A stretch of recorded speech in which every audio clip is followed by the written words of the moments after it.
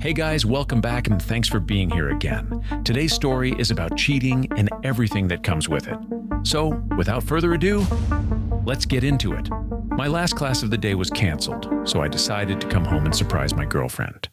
I went to the store and grabbed everything to make her favorite meal, lasagna. I was carrying the bags up the stairs and put them down in front of the door to fish my keys out of my pocket, and then I heard my girlfriend moaning. I thought that she was taking care of herself because I know that she likes to do that sometimes when I'm not around. So I didn't have a sudden aha moment or anything. I walked in and there were her and my roommate on the couch. I opened the door and kind of just froze when I saw it. She looked up at me and he turned around and saw it was me, and I just saw red. As much as I wanted to, I didn't kick his ass. I just dropped the bags and walked away. As I was getting into my car, they both came running out and yelling at me to stop, but I just floored it and got out of there as quickly as I could. I called my best friend and talked to him about it. He offered to come kick his ass. I told him no. I didn't want him to get in trouble from it. I even had the engagement ring that I planned to use to propose to her this summer when we went on vacation. It's in my safe that I keep in the closet, so I know that she doesn't know about it. But I plan to spend the rest of my life with her. Why didn't I see this coming? My last class was supposed to start at 12, but since it was canceled, I was home by 12:30. So it's been 4+ hours. My phone has been blowing up from both of them. I haven't looked at any of the messages or answered any of the calls. I called my bank and made sure that she wasn't on any of my accounts for anything. I'm going to go back later tonight and pack up all of her stuff and drop it off at her place tomorrow. Then I'll probably take a bag of clothes to my friend's house and stay there until school ends. 3 weeks. What do I do next? Update. First, I want to thank each and every one of you who have given me advice, offered me an ear to rant/yell to, or offered me a shoulder to cry on. I sincerely appreciate that. My friend and his sister took me out to dinner to try to get my mind off of everything. At first, I wasn't really up to going, but I figured that it would be better to try to focus my mind on something different. My friends called up a couple of my other friends, and the 6 of us went out to dinner. At first, I wasn't really into it. I was kind of down, but my friends did anything and everything that they could to cheer me up. I can honestly say that I love my friends and everything that they've done for me. My best friend's sister, Emily, went through all the messages on my phone from the both of them and deleted anything that didn't need to be on there. She texted both of them from my phone, telling them that it was her that was texting, and told her that a friend would be by at a certain time to pick up my stuff tomorrow. And she told him that I would be by tomorrow to grab some things and that I was going to try to get out of the lease by talking to my landlord. I want you all to know that I've read through each and every one of these comments and that I've read through every message that's been sent to me on here. I plan on replying to a couple tonight or tomorrow. I'm really tired, but wanted to let you all know how much you've helped me. Finally, to the people that have been in the same position as I'm currently in, or to those that have been in a situation even relatively similar, I have a couple things. First, none of what your ex-SO did says anything about you. It tells what kind of person they are. Your reactions tell the kind of person that you are. Secondly, all of you are much stronger than you realize. Many of you have given me such amazing advice, and you know exactly where I'm coming from. Talking about it isn't always the easiest, and many of you did to try to help an internet stranger, so thank you. Finally, many of you have much greater things to look forward to. Like one of old teachers said, it's like moving on to the next book in the sequence. Yeah, you may have to wait a little bit for the author to release it, but it's worth the wait. Also, to the kind individual that gave me gold, thank you. I plan on donating $5 tomorrow to a charity because of you. For anybody else that would like to, pick your favorite charity and donate. Or just do something nice for somebody else. It can have a huge impact on their life. Edit. I'm at my best friend's house. Him and his sister have been super awesome to me. Their doorbell rang about 5 minutes ago. It was her. His sister bitched her out. I wanted to go yell at her, but I started drinking Fireball instead. It's going to be a long couple weeks until school gets out. First, I want to thank everybody for the help and many kind words that were sent my way. Seriously, thank you. I'll start with what happened afterwards and work my way up to today. And that's the only reason that I'm making an update only a week later. Emily, my best friend's sister. texted both of them, informing that I'd be coming by to get stuff. Emily would be going to my ex-SO's. I went with my best friend, Trevor, and Emily to get some stuff from my apartment. My roommate wasn't there, but he left me a note saying that he's sorry and attempting to explain the situation. I threw it away after reading it, grabbed some stuff, and loaded it into my car. I drove back to their house while the two of them then went to my ex's apartment to grab my stuff. My ex was there, and at first, she wouldn't let them in. She yelled at them to go away through the door, and after about 15 minutes of them sitting there, she eventually opened up and let them in to collect my things. They grabbed my PS4, movies, cookware, clothes, and some random other things. She cried the whole time and asked them if they would tell me that she's sorry. It was a one-time thing. I would do anything to change it. They didn't say a word, although she was crying into an older hoodie of mine, so they left that there. I'm not too torn up about that. I told a few select friends what happened and asked if they would watch the doors to my classroom when I had classes, as I didn't want to cause a scene. Nothing on Wednesday, but she stood outside one of my teaching classes on Thursday. I went in through a different door, and thankfully, she didn't see me. Friday is the day that really upsets me. As I said in the last post, in a reply, I'm an education major and I have my practicums this semester. Our education building has 2 floors, and the first floor is a laboratory school, an elementary school that has a lot of education students come in and do their practicums or observations, while the second floor has classrooms for education students. My practicum is with 3rd graders, and she stood outside the door to my 3rd grade classroom waiting for me. We have name tags and only have to show those to the desk to get in. She used to be an education major but switched majors, therefore, it wasn't too uncommon for her to be in there. I saw her and my heart immediately sank. I decided to just walk by her and ignore her. She saw me and started crying and trying to talk to me. I didn't say a word, but just walked into the classroom. My cooperating teacher asked her to leave, but all my students that were there had already seen it. They started bombarding me with questions, but I just stuck with, "It's nothing important right now. We can talk about it later, but we need to focus on our learning right now." But honestly, it killed me inside. I explained the situation to my cooperating teacher and asked her to watch out for her if she came back again. She said that she would and would ask her to leave if she saw her again. I received a few text messages this weekend from her and her roommate. That was extremely annoying. I got an insane amount of phone calls, and I got a ton of Facebook messages. Trevor and Emily also received quite a few as well.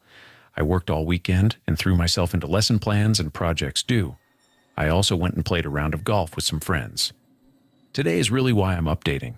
I got a text from my ex at around 7:15 p. She told me that she was pregnant and that it was mine. I screenshotted the conversation. I'm trying to stay calm, but if she truly is pregnant and the baby is mine, then that throws a whole wrench into everything. Can anybody give me some advice on what to do next? I'm trying to remain as calm as I can, but this is really big, and I'm starting to freak out. Thank you all. Here's the text conversation. Her. I'm sorry for what I did. I'm sorry that I messed up our future, but I think that we just got a second chance. I know that this isn't what you wanted to hear, but I'm pregnant. Maybe this is why I made my mistake. Me. You can't use a pregnancy to explain cheating. It doesn't work like that.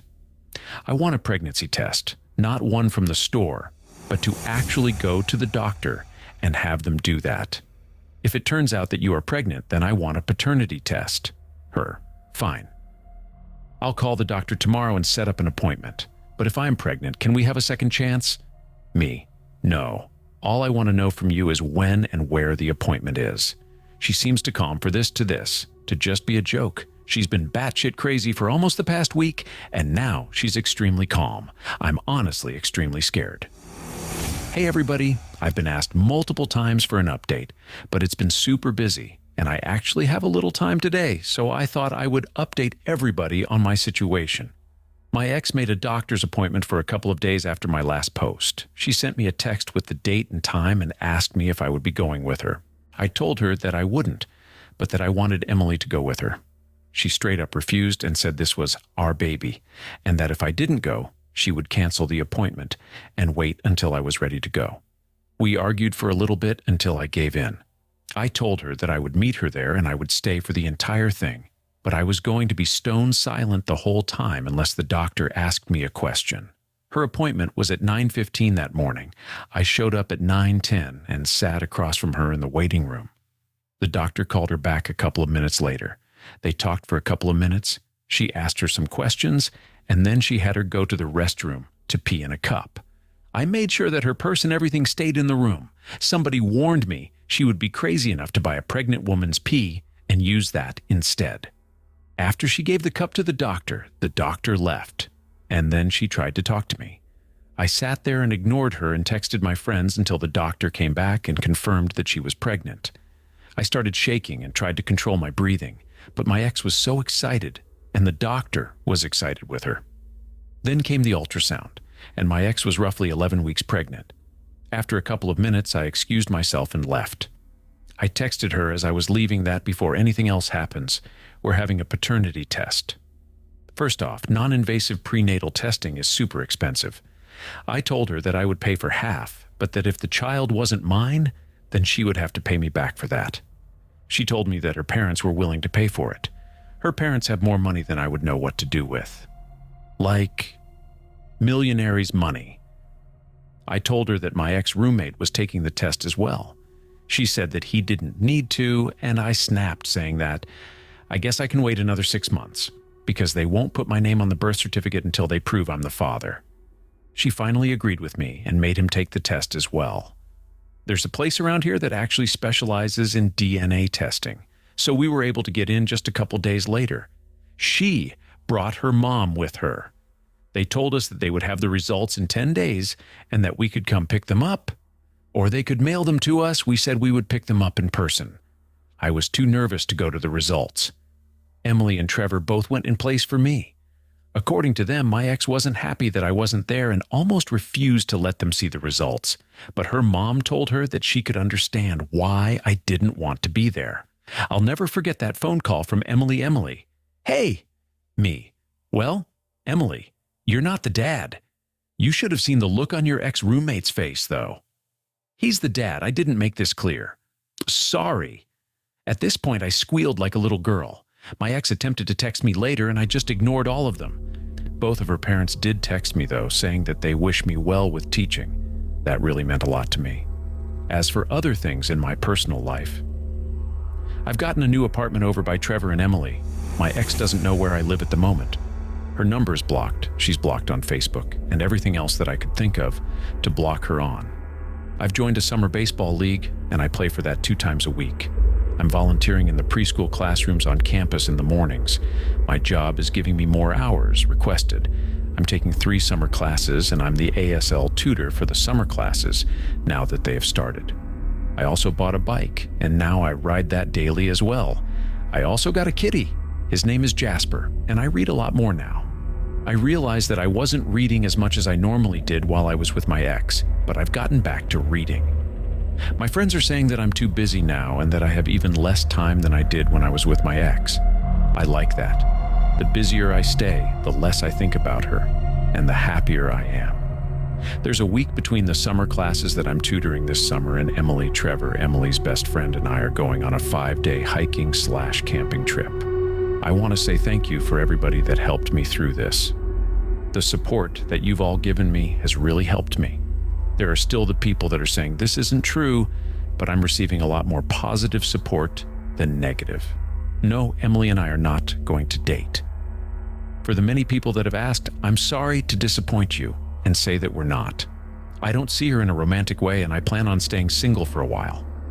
I'll be finishing up my BS in elementary education this upcoming school year, and then I still need to decide whether to continue schooling and pursue my MS in deaf education and deaf studies, or whether I should start teaching. I hope you liked this true story. Let's jump into the next one. I, 22-year-old male, suspect something between my girlfriend, 22-year-old female, and my 21-year-old male friend. We all live together. Am I imagining things? I'm really freaking out right now because if what I suspect is true, this living situation is about to get really complicated.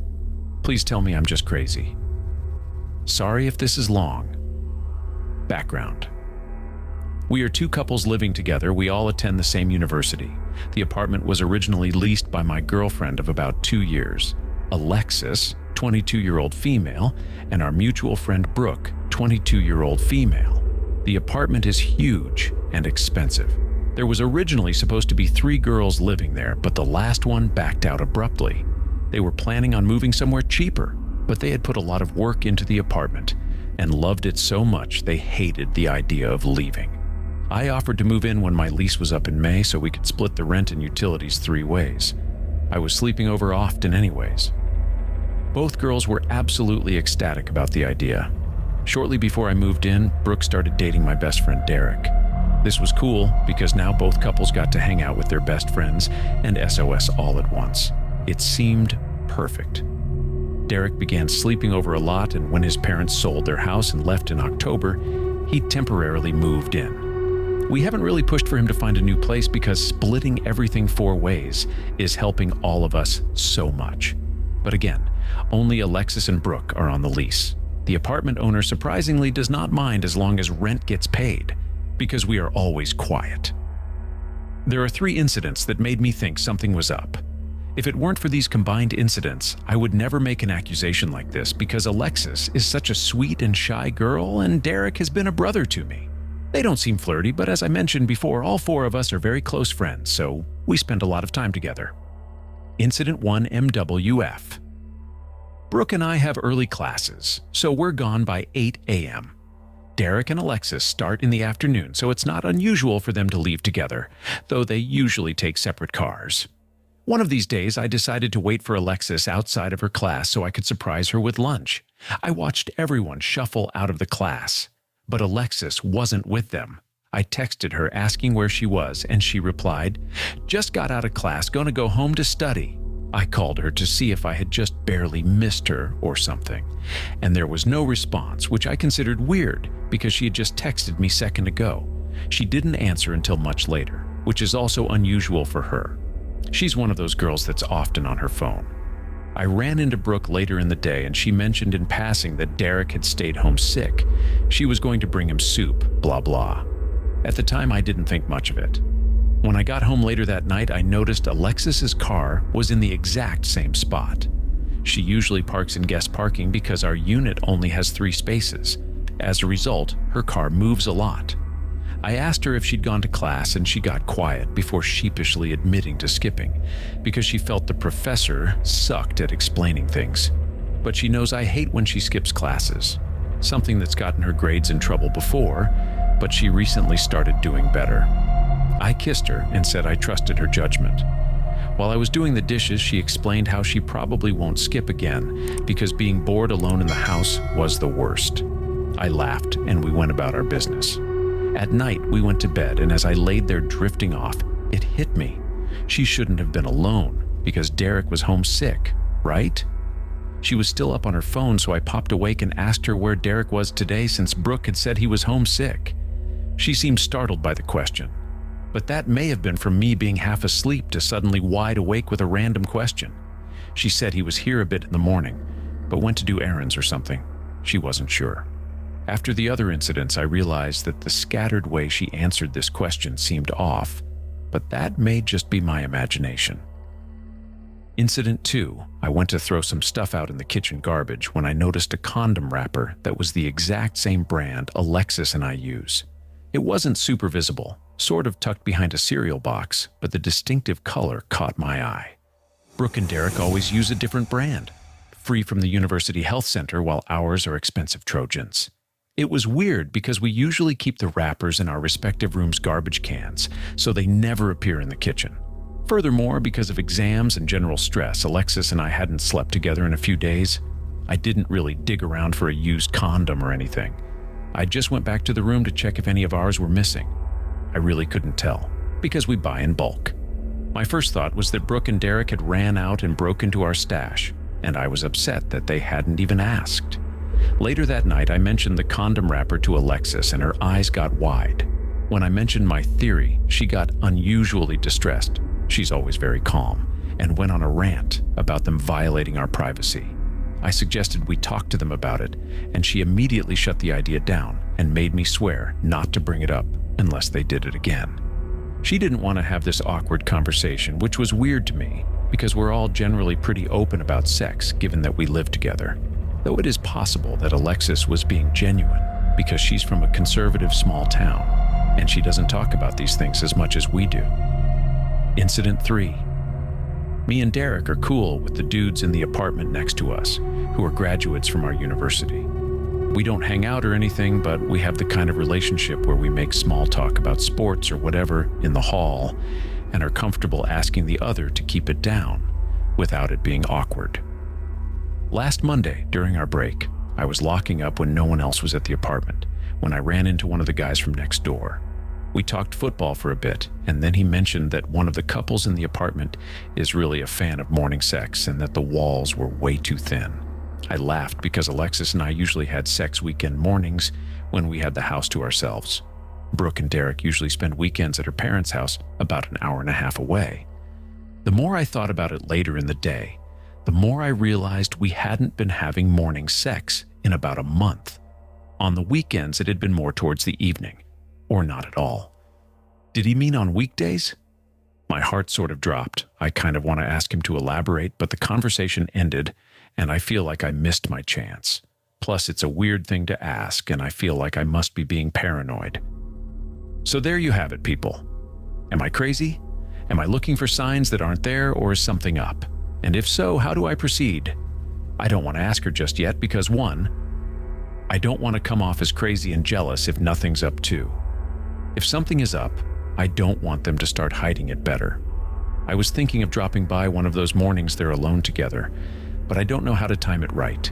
If I drop by too early or late, they might get more cautious. A lot of you requested an update to my original post. The majority of you suggested that I speak to Brooke and/or attempt to walk in on the act. I decided on doing both. Sunday night, everyone was back in the apartment. I had every intention of speaking to Brooke about the neighbor's comment alone, but before I could, she said something that completely threw my theory off. She told Derek to get to bed so he wouldn't be tired for work in the morning. What? I knew Derek has a job on campus, but he had always worked the same night shifts. Being as casual as possible, I inquired how long he'd been working mornings and when he started. He said he picked up the extra shifts a month ago and worked at 9. I leave at 7:45, so it's possible for me not to have noticed that. I spent the rest of the night trying to figure out whether he was lying about that, whether still he had some mornings here at home, whether Alexis could be seeing someone other than Derek in the mornings, like some of you suggested, or, again, if I was just a paranoid loser. I went to bed feeling emotionally drained and confused. The next morning I left for classes as usual and operated on autopilot. I alternated between thinking I'd run home to check on Alexis and thinking I had way too much work to run around based on a theory that I wasn't even sure about anymore.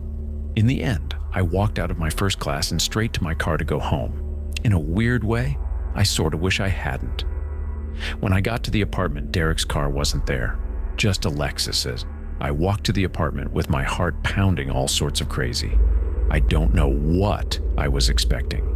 Outside the apartment door, I could immediately hear a guy's voice inside.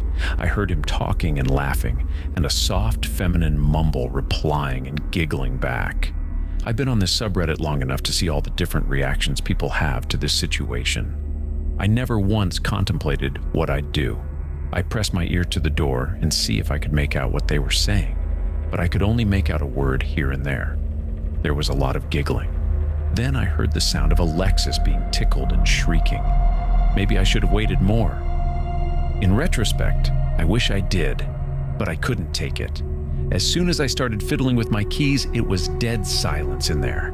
She was fucking Mark. I never mentioned Mark in the previous post, but he's one of the guys in the apartment next to us. Not the one that tipped me off. He's the only one I never liked. Fucking know-it-all douchebag attitude.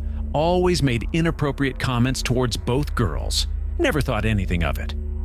As soon as I opened the door, they both gave me a deer-in-headlights look that removed any naive doubt I may have retained that the situation was innocent. I was planning on yelling at them or demanded answers, but, and this is fucking embarrassing, My eyes began to well with tears.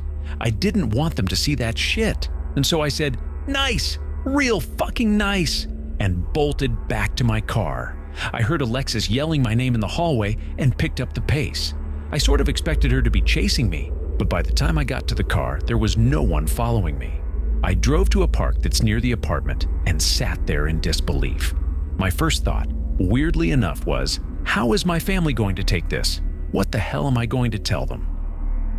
My family fucking loved Alexis. They joked about our wedding and regularly called her part of the family. Then I started thinking about living arrangements. Our finals end in about 2 weeks. There's no way I can handle moving now. I'm applying to an extremely competitive graduate program, and I can't let anything get in the way of that. Definitely not this cheating bitch. I'm writing this from a friend's house. I explained the situation, he explained it to his parents, and they welcomed me to stay in their home. I'm going to have to go back home to get some clothes sometime. I'm planning on going during this lab period. I know Alexis can't skip tomorrow. It took her an hour or so to start blowing up my phone, but once she did, it didn't stop. She started off asking me to come home so she could explain. Before I even had the chance to respond, she sent another one begging me to come back because she was having an anxiety attack. Something I always help her through. Maybe I'm heartless, but all I could think was good. You earned it. There was a pause, and then she sent, "I don't know why you get so jealous. We were just hanging out." I waited. She sent, "Look, I know it looks super sketchy. Believe me, if I were you, I'd think the same thing, but we didn't do anything. He needed advice on his girl problems. You have to believe me." No, I don't. Normally, I would have gotten a weird sense of satisfaction watching a cheater scramble to cover their ass. But my stupid brain just kept replaying all these great times we had together and wondering if she was cheating then too. I want to know when this started, but at the same time, I'm worried it's been going on for longer than the month I've suspected something. I received a text later that night from a number I didn't recognize. It was the nice dude from next door. He said, paraphrasing because it was a long text, that he got my number from Derek. He was extremely sorry for what I was going through, and that he would have told me sooner, but he wasn't completely sure. He said he knew his friend was seeing a girl with a boyfriend, but didn't put it together until he learned the girl's name. As many of you suspected, the comment was him trying to tip me off. So yeah, I guess he's bro of the year. I don't think Derek and Brooke know yet. I haven't texted them. I haven't found the words. I know it's going to turn our living arrangement and friendships upside down. I guess I should message them before Alexis paints a different picture. I wonder what the cool neighbor said when he asked for my number. I don't think he told them. They would have said something, right? Unless they took her side. Then I've lost my girlfriend and friends. Any advice on coping with something like this, especially from those who have been there before, please let me know. I don't have many friends to reach out to besides the guy I'm staying with. Alexis, Brooke, and Derek were basically my family. Alexis and I had talked about spending our lives together. I have never been serious about a girl the way I was with her. I am seriously moved by the amount of support you guys are giving me here. Please keep them coming. I may not reply to all the comments, but I've read each one on both posts. I'm going to tell Derek and Brooke soon. I'll try to do a follow-up when I have some sort of plan. You wonderful motherfuckers. Between the comments to both posts and my inbox, I have an immense collection of personalized pep talks, which I'm referring to whenever I feel down. Admittedly, a lot these days. I got advice/stories from all sorts of people. Married, single, old, young. Wow. I never thought the internet would bring me this level of support.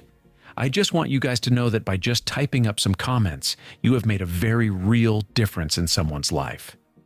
Gotta say, it feels a little strange receiving 6 Reddit gold and making it to /r/bestoff just for sharing the worst day of my life. Haha. I got a lot of messages urging me to join Red Pill. This experience has soured my view of Alexis, not women in general. I got some messages saying I write too well, and this is obviously made up. I have 2 words for you. I wish. A clarification on the last update. I wasn't clear about what I see when I walked in. They weren't literally fucking. They were just sitting on the couch with a deer in headlights look that was incredibly incriminating. And they both went quiet. It was just obviously not a, hey, guess who dropped by situation. Anyways, on to the update. I've been extremely busy with the semester ending, and I took the majority's advice to bury my head in work. I've spent a lot of time at the library because Alexis never goes there. In the process of posting the last update, I realized how dumb it was that I hadn't contacted Derek and Brooke with my side. I screenshotted the text from the cool neighbor, Will. Side note, all names have been changed except Mark, because fuck you, Mark. Within the minute, Derek was blowing up my phone with calls and texts that made it very apparent he didn't know anything. At the same time, Alexis was sending texts begging me to meet up with her. I was feeling miserable and sent back a single text to Derek saying I wasn't feeling up to talking, then put my phone away for the night. In the morning, I got a text saying to meet him at my favorite restaurant for dinner and drinks on him, assuring me that no one would be there, not even Brooke.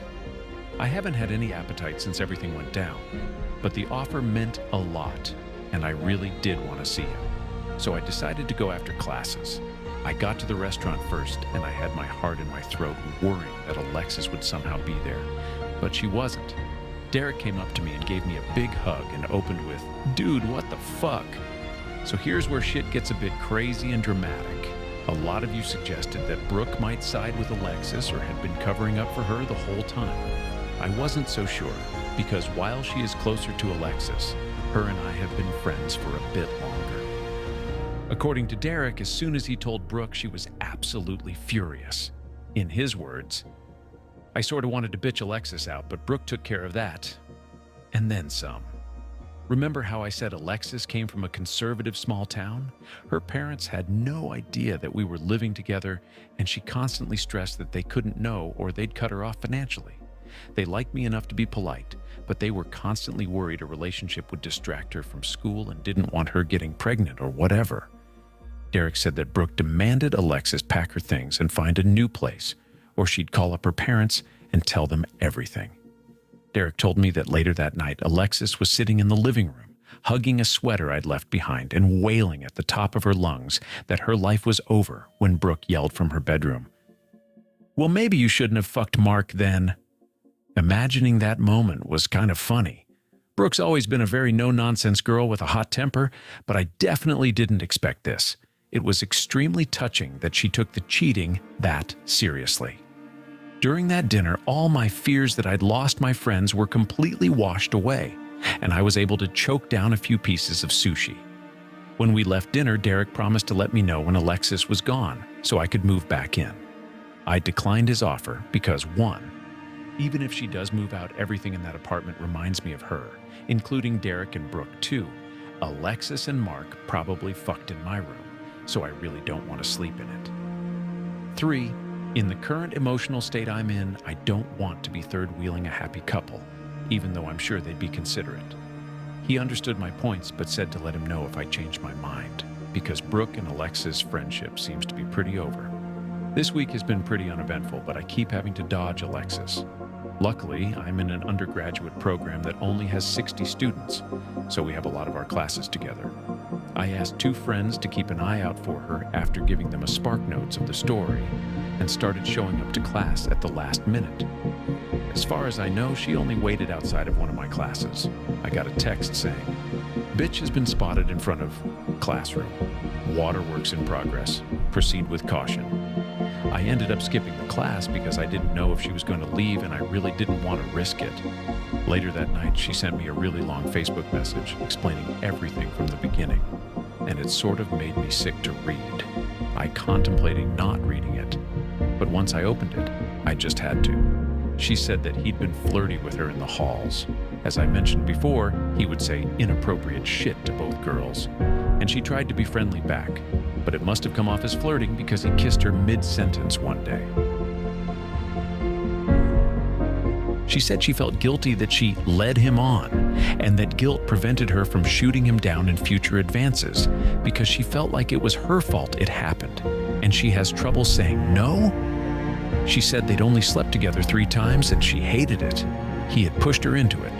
Not rape, but IDK, I never said yes either. And she was going to end it during the conversation I walked in on. She said she understood if I needed some time and some space, but that she'd do absolutely anything to make it right, and would spend the rest of her life making it up to me by treating me like a king. I'd never have to cook, clean, or do my laundry again. Give me full access to her phone and passwords. She even suggested we install Life 360, an app that allows you to track someone's location through their phone, so I would know where she is at all times. Cut off all contact with Mark and all her male friends. Just for good measure, I guess. Make up sex whenever I wanted. Yeah, that sounds like a healthy relationship, right? I didn't answer. I kind of wanted to keep her on Facebook and watch the shit show unfold. She was posting dramatic statuses and song lyrics about mistakes, forgiveness, and some from our song. But I know how I am. I don't want to compulsively check her page or go through old photos, so I blocked her. Derek sent me a text a few hours later saying she's crying and screaming about you blocking her, LOL. In happier news, the family I'm staying with is fantastic. I felt a little guilty about taking up their space, electricity, etc. So I offered to put down rent and pay for some bills. I am unemployed, but my family gives me a decent allowance for rent and food. But they declined. The dad said, first month's free. If you need more time here, then we'll talk about it. And winked. My friend was telling me that they have hosted his and his sister's troubled friends, so it wasn't a big deal. Still, I'm unbelievably grateful. As for Will, awesome neighbor, I called him to thank him for everything.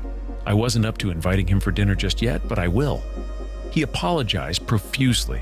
He says he can't stand Mark, not just for what he did with Alexis, but various other things that I won't go into. He told me that Mark has been unusually quiet the past few days, and told another one of the guys that he had gotten dumped. Whatever. I don't want to think about it. So that's really all I have for you guys. I'm still going to be friends with Derek and Brooke, but I'm going to limit my contact with them because they remind me of Alexis so much. I sent Brooke a message thanking her for kicking Alexis out, and she said she'd do it regardless of whether or not I move back in. She's going to give me a heads up on when Alexis is gone so I can get the rest of my things. In the meantime, I'm spending a lot of time studying, applying to grad schools, and hanging out with the guy I'm living with. Earlier this week, I posted onto my university's Facebook group searching for roommates for next semester, and I already have a few replies. I'm going to wait until after finals to tell my parents about the situation, because my mom asks a million questions about everything, and I'm not in the mood to answer them. Again, thank you for all the messages. I did not expect this level of attention, and while it has made me a bit paranoid, someone will recognize the story from the details. Fuck it, I needed the support. Thanks for listening. If you enjoyed this story, make sure to like and subscribe for more real Reddit stories. See you in the next one. Until then, bye.